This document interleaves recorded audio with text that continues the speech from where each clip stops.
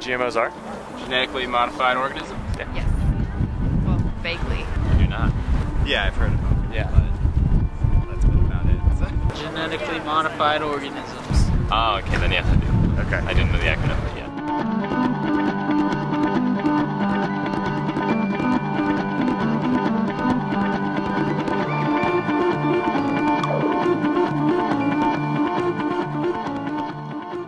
Yes, I'm against genetically modified organisms, particularly in my food. Yes, I think that it's not a good idea for science to be taking the genes of a fish and putting them in a strawberry. I mean, the fear that we don't know exactly, like, the consequences of what we delve into, like, that it's just bigger than, like, what we can, fathom almost, you know? It's almost like playing God. Like, you can create your own food and you can change whatever you want, but, you know, we probably would end up suffering with the consequences. For seeds, it's a really bad idea, especially because we don't know long-term effects. So it's like, oh yeah, we can make like a ton more crop right now, but like it's affecting like bug populations and stuff like that. They market GMOs as saying, well, this is going to decrease hunger, but the products that they're actually using for GMOs, like corn and soy, the genetically modifications are around pesticides and herbicides. They're not around growing a more fertile or more producing crop. There's also like a much more natural way, I feel like, of doing those things. Like if you take like grafting trees and that kind of stuff to make crops more stable, like you can do those things without making these like rubber tomatoes and without making, pumping steroids into these plants and stuff. So there's just not enough research to answer my question of, Is it bad or good? is it bad or good? I don't think we can say, For certain. it's bad, because the technology behind it is great. I mean, that's unbelievable progress in science and chemistry, and to be able to genetically modify things and to work at such a microscopic level opens up so many fields of material like exploration, but at the same time we can't say that it's a good thing because we don't have the results, basically. Right. I'm personally a pretty scientific person, so I'm as long as they can do extensive testing and say it's safe, I'm okay with it. But I like to keep stuff as natural as possible too. There hasn't been comprehensive testing on whether these are harmful to human beings. I mean, who knows? Like, maybe we eat it and then like it takes a decade for like really bad things to happen to us. And we haven't given it enough time to test not only what it's doing to our bodies, but how it affects the natural landscape also.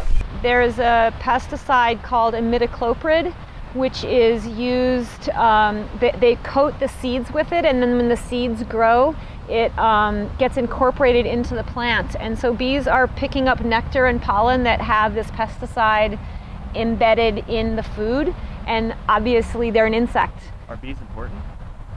Yeah, bees are kind of important. 60% of all the food that we eat is tied to pollination by honeybees, and that includes blueberries and watermelon and squash, all kinds of cherries and almonds, and all kinds of food that we eat are dependent upon honeybees for pollination. The other thing is that, like, washing produce with pesticides on them doesn't go very far when everything inside. is a GMO. Yeah. When When it's inside, it does nothing. Exactly. Yeah. And so, yeah. So I don't like them.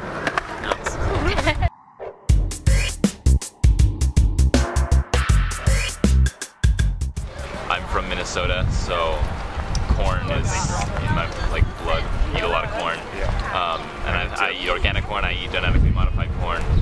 All taste the same. I know probably a good amount of what I eat is genetically modified, but it's also something that I tend not to think about, It's tough because it's everywhere. It's everywhere. It is in almost every manufactured supermarket product that you eat.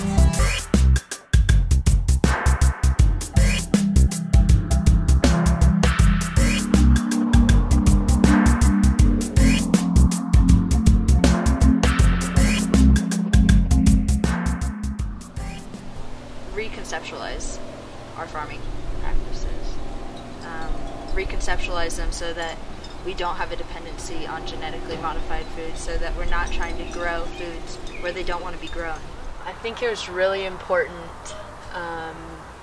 for us to grow a garden because we had total control over what we are eating. So we know exactly where the seeds came from, and we know that the food is going to have no pesticides, nothing on it. It's just growing in the backyard in our dirt. They've just started to come up. We've planted a bunch of different types of lettuce: arugula, mesclun greens, butter lettuce, carrots, beets, tomatoes, zucchini, snap peas, snow peas. Yep, and marigolds, and sunflowers, and watermelon, and wildflowers, all mixed in together. It's a difficult thing, but I think there's a misconception of like, wow, growing food is really difficult. The plant does it itself. Like you don't have to manipulate it. You don't have to mess with it. If you let it grow naturally and just give it water and sunshine, they do it themselves. Like, we don't have to do anything to them. It's fresh. We can literally, it's vine to table. We're going to be able to pick it and be able to put it on our plate. Right. Knowing that it's safe and knowing that we grew it and that it just came right from our backyard. And it tastes a whole hell of a lot better too, that's for sure.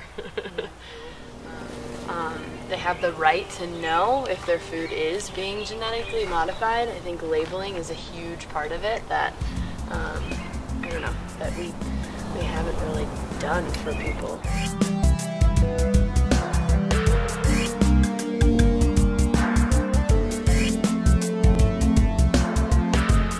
And they're not labeled at the moment? That's not okay. Like, yeah, I want to know what I'm eating and what I'm purchasing. And like, I want to, as a consumer, I want to know, be able to make that decision if I want to take that risk or not. I think there should be labels.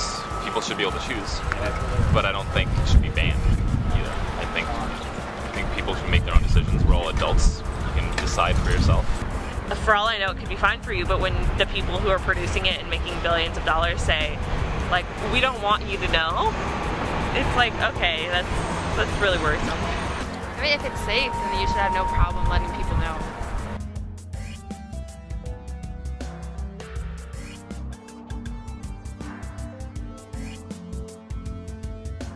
Yeah, I definitely think we should know what's in our food. Yeah. That I don't Congress. think, I think it won't pass through Congress very easily, but if I was Congress,